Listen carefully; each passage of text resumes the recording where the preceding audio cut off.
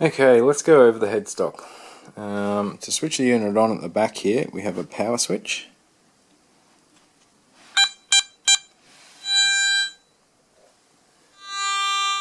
And now the machine is ready to play.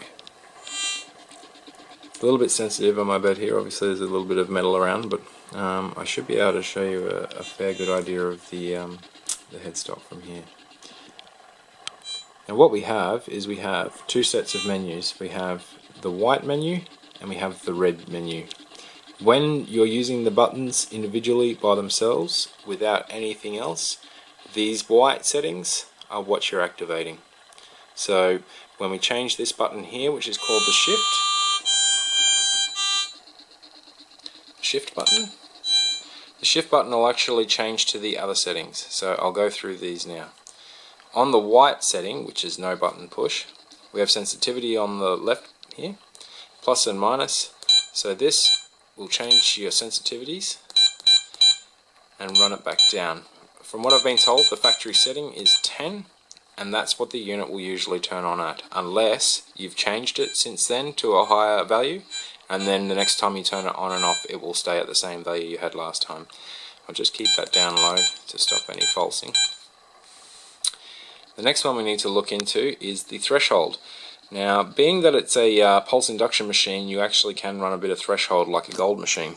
The idea of that is that very small, low conductive targets are a lot easier to hear through the threshold. And so if you use the right hand side here on threshold, we can adjust that from 1 to 13 values in half steps. And that can actually mean we have 26 levels of threshold volume. If I turn this right up, you can see that the unit can run just with a constant threshold. Or you can run it completely silent like you would your AT Pro or AT Gold. The next thing I want to get into is the retune and pinpoint button.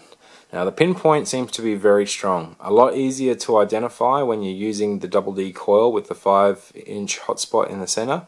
I found that pinpointing with that was a lot easier than the monos. The monos seem to be a little bit more difficult to pinpoint exactly where. The 8-inch mono, obviously not too bad, you dig inside the 8-inch hole and you're good. If you're using the Deep Seeker, you would really need to be using one of the leading edges of the coil to identify your pinpoint section.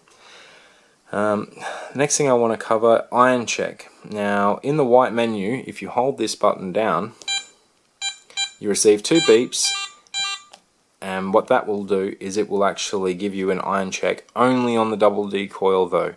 The monos do not have the iron check feature, and that's why you receive that triple beep after you've pushed the iron check button down. That initiates, and that is telling you that it cannot do an iron check. So when you've got the mono coils on, you cannot do an iron check. Actually, just press the button and it will start its own frequency scan.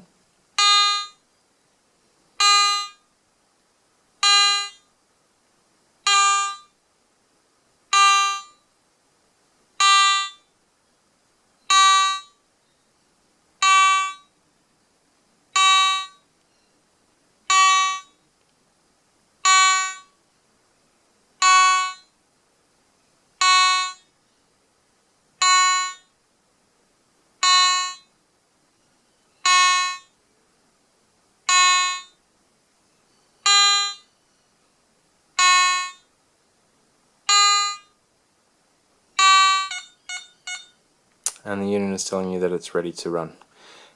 This frequency scan seems to be good for eliminating any sort of interference from a buddy, from a hunting buddy with another machine, and also from power lines as well. It seems to help to settle the machine down underneath the power.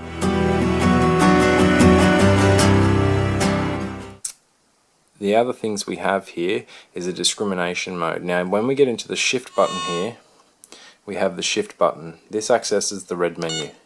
So by pushing the red, we end up in sensitivity. That is no longer sensitivity. In the red menu, we actually have discrimination. So if we push that on and we start working up, it goes in 1.5 increments. So that would be 4.5, that would be 5, 5.5, 6. So we have 26 levels of discrimination. I'll leave that off. That's the discrimination mode. The other thing we have on this side in the red menu is the volume. So no longer is that threshold, it becomes machine volume. Now we can have quite a loud machine, or you can run it quite soft. I'll leave it down so we don't get too much interference.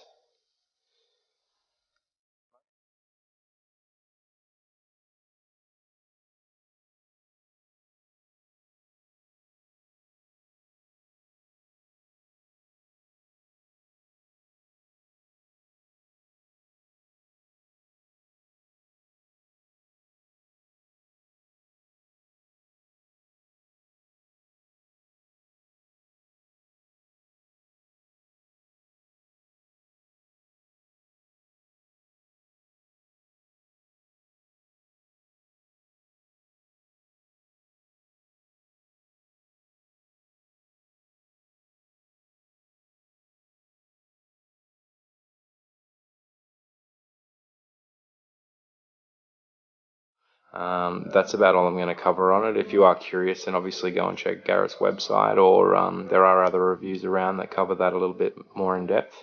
And yeah, that's all I can say really about the headstock for the moment. There are other settings and stuff in there, but that's your general overview. Alright, we'll get on to the next part.